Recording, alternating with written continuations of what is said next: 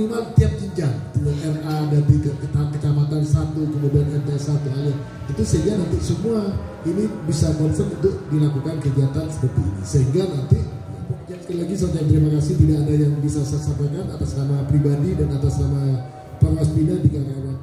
Maka dari itu karena jenengan sudah bisa, mari lakukan, praktikkan sejauh apa pengetahuan anak terhadap hal itu. Dan antisosial menyendiri. Yang keempat, suka membid'ahkan ibadahnya orang lain. Yang kelima, merasa paling benar dan gemar mengkafirkan. Yang keenam, intoleran kepada yang berbeda keyakinan. Kafir. Membenci organisasi Islam moderat. Kalau memungkinkan, tadi sudah sampaikan juga pada masanya satu hal, ada asesmen oleh psikolog. Itu dengan hasilnya diminta, disuruh menerangkan anak ini seperti ini, tolong gambarannya seperti apa.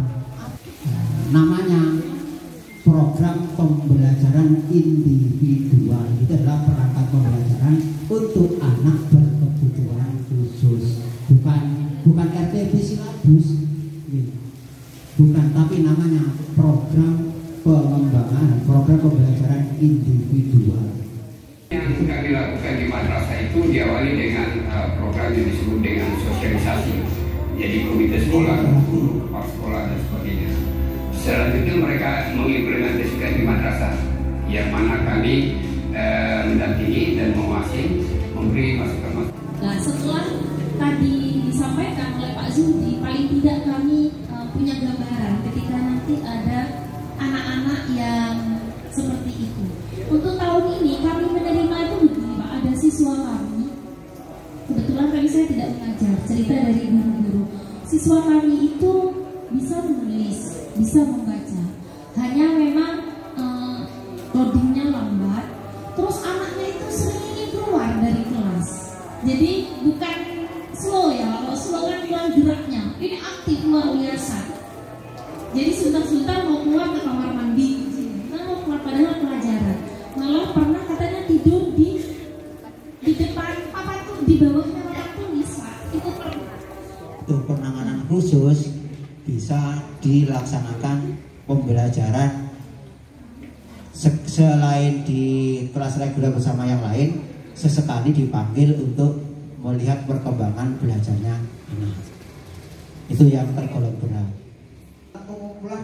Pengumpulan data aspek kognitif dan non kognitif untuk meningkatkan kualitas belajar siswa. Setelah diidentifikasi tahu anak ini keterangan belakangnya apa, maka dengan bisa mengklasifikasikan anak ini nanti mampu untuk menerima pelajaran seberapa berat. Indikator yang saya berikan itu berapa?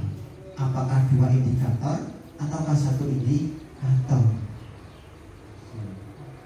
Kurikulumnya anak ABK itu ada 2. Yang pertama ini disebut dengan kurikulum akomodasi. Apa itu kurikulum akomodasi? Yaitu proses penyesuaian kurikulum dengan ragam kebutuhan dan potensi peserta didik berkebutuhan khusus agar tercapai substansi pendidikan.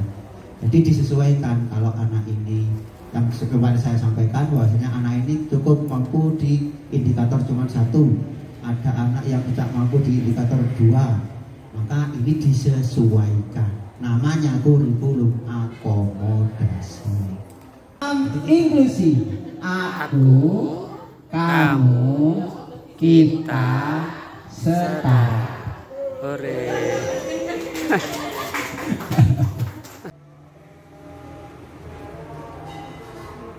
Mau makan nggak mau dipiring, miring maksudnya. Nasinya harus jujur pada anak ini. Dibenahi sendiri.